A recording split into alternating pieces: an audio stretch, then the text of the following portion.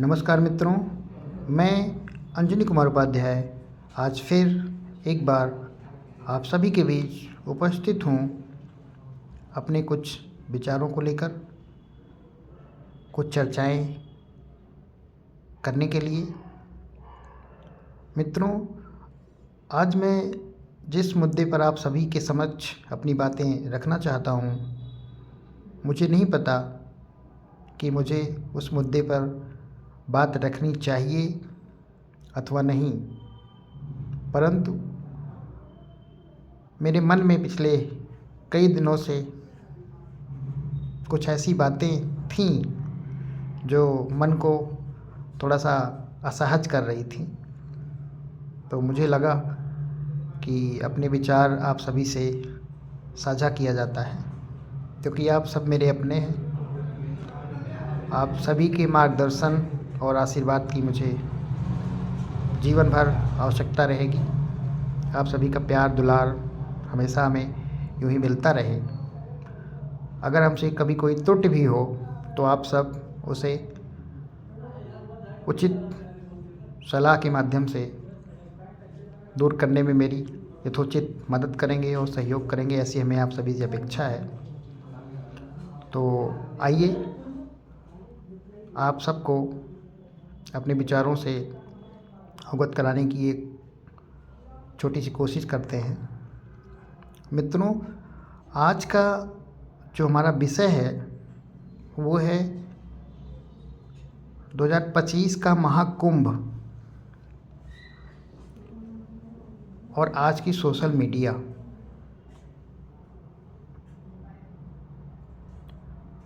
मित्रों, पिछले कुछ दिनों से सोशल मीडिया पर जो चीज़ें चर्चा का विषय बनी हुई हैं, जो चीज़ें चर्चा का केंद्र बनी हैं, न केवल प्रदेश स्तर पर, देश स्तर पर, बल्कि अंतर्राष्ट्रीय स्तर पर भी जो चीज़ें चर्चा का प्रमुख केंद्र हैं, जो चीज़ें वायरल हैं, उन चीज़ों को देखने सुनने के बाद अनायास ही मन में एक अजीब सा प्रश्न जन्म लेता है, और जो ये सोचने पर मजबूर कर देता है कि आज हमारा समाज और हमारा ये सोशल मीडिया या हमारा भारतीय मीडिया हमें किस तरफ ले जा रहा है, हमारा भविष्य क्या होगा। इस बात की चिंता अनायास ही मन में खड़ी हो जाती है।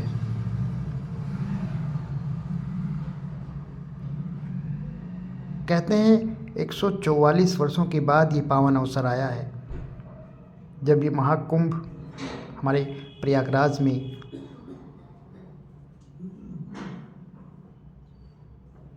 है। और ये महाकुंभ का पर्व जो इतने विशाल तरीके से आयोजित हो रहा है, उसमें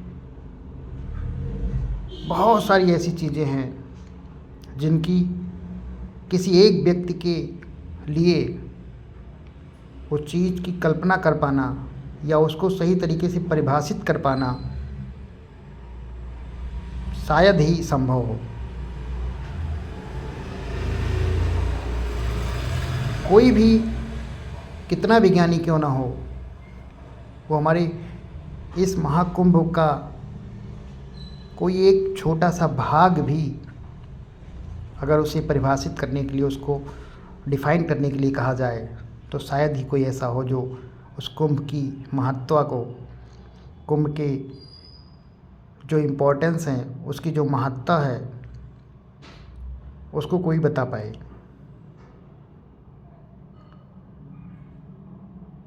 बहुत ही विशालतम है ये महाकुंभ, जिसकी कल्पना करना सहज नहीं है।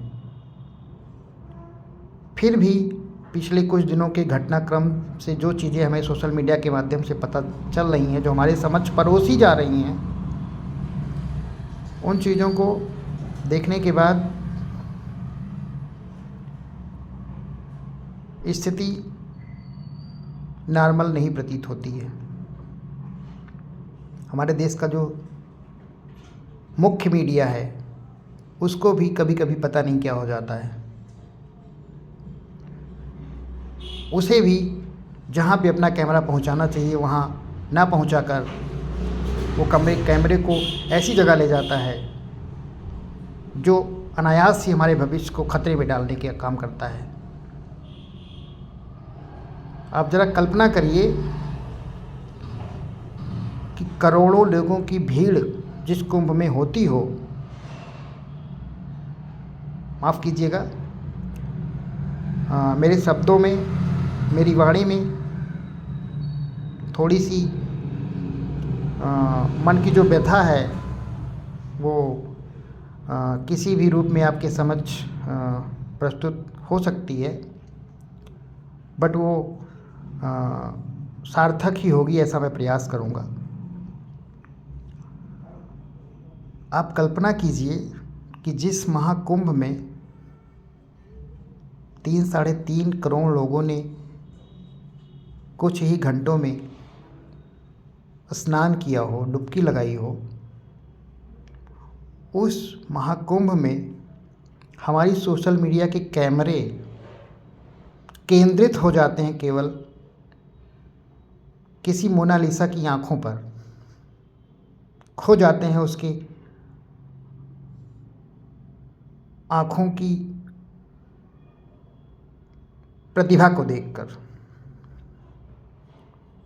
वो सारा का सारा कैमरा केवल उसकी आंखों पे केंद्रित हो जाता है, चाहे वो छोटे यूट्यूबर हों, चाहे वो हमारा सोशल मीडिया हो। वो पूरे कुंभ के 3.5 करोड़ लोगों को छोड़कर उसे केवल मोनालिसा की आंखें दिखाई पड़ती हैं। उसे कम से कम लाखों की संख्या में हमारे पूज्य संत वहाँ मौजूद होंगे, उनमें से उसे ढंग से किसी ने चारों शंकराचार्यों की फ़ोटो नहीं दिखाई होगी।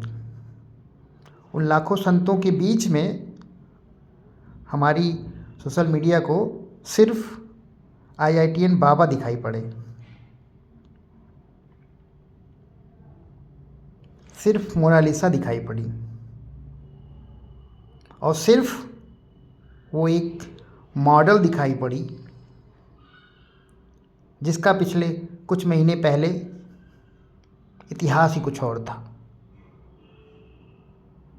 जिसको महाकुंभ से कोई लेना देना ही नहीं था।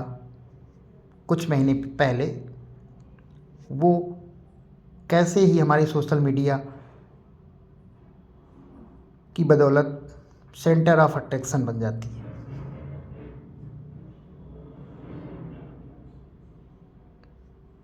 ऐसी स्थिति में ये प्रश्न मन में उठना स्वाभाविक ही है कि आने वाले टाइम में जो हमारी आने वाली 1-2 जनरेशन और आगे जाएगी तो उस कुंभ में हमें क्या क्या देखने को मिल सकता है। हमारे आने वाले जनरेशन के सामने ये सोशल मीडिया क्या क्या परोस सकती है, इसकी कल्पना और अंदाज़ा हमें लगाना चाहिए, और हम लगा भी सकते हैं। ये बात बहुत ही चिंतनीय और विचारणीय है, और मैं उन सोशल मीडिया बंधुओं या उन छोटे मोटे यूट्यूबरों से भी ये जानना चाहूँगा, ये पूछना चाहूँगा, ये समझाना चाहूँगा, उनसे ये कहना चाहूँगा कि आप भी इसी दुनिया और इसी समाज के भाग हैं। जो चीज़ें आप उस एक पत्रकार के तौर पर या एक यूट्यूबर के तौर पर आप जो चीज़ें उस कुंभ से लेके आ रहे हो और पूरे देश और विदेश के सामने प्रस्तुत कर रहे हो, वो चीज़ें आपके भी घर तक जाती हैं। आपका भी बेटा, आपकी बेटी, आपके बच्चे, आपके घर परिवार वाले भी उस न्यूज़ को देखते और सुनते हैं। इस बात में कोई संदेह नहीं है कि आप ऐसी खबरों, ऐसी बातों को वायरल करके टीआरपी इकट्ठा कर लेते हो, कुछ पैसे भी आपको भी मिल जाते हैं, परंतु उसके साथ साथ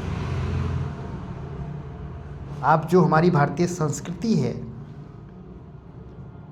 जो हमारे आधारभूत स्तंभ है, जो हमारे भारत की असली परिभाषा है, आप उसको किस तरह से नष्ट कर रहे हो, जिसका अंदाज़ा शायद आप उस समय नहीं लगाते हो जब आप केवल टीआरपी के लिए वीडियो रिकॉर्ड कर रहे होते हो। और यही चीज़ें जब 40-50 साल, 1-2 जनरेशन के बाद, जब आप तो नहीं रहेंगे, आप तो इस दुनिया से चले जा चुके होंगे तब तक, और फिर जो आपकी जनरेशन होगी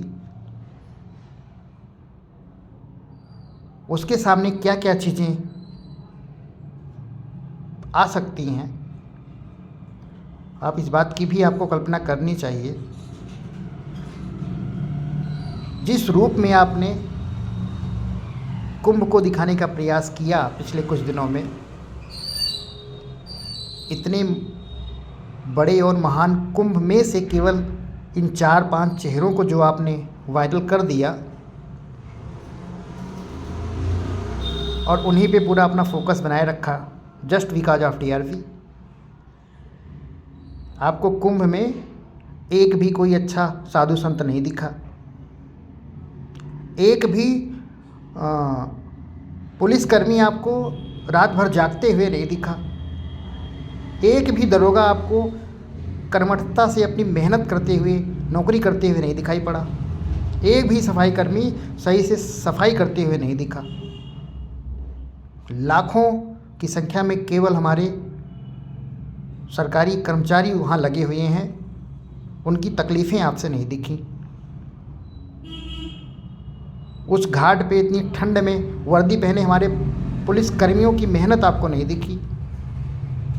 किसी भी न्यूज़ चैनल ने ये नहीं दिखाने का प्रयास किया कि किस तरीके से हमारे जितने भी वर्कर्स, सरकारी कर्मचारी या जितने भी अन्य टाइप के संविदा पे हों, चाहे जिस लेवल के हों, जितने भी लोग उस कुंभ की व्यवस्था में लगे हैं, रात दिन जाग जाग के किस तरीके से वो व्यवस्था को मैनेज कर रहे हैं, उस पे आपने एक भी क्लिप नहीं डाली।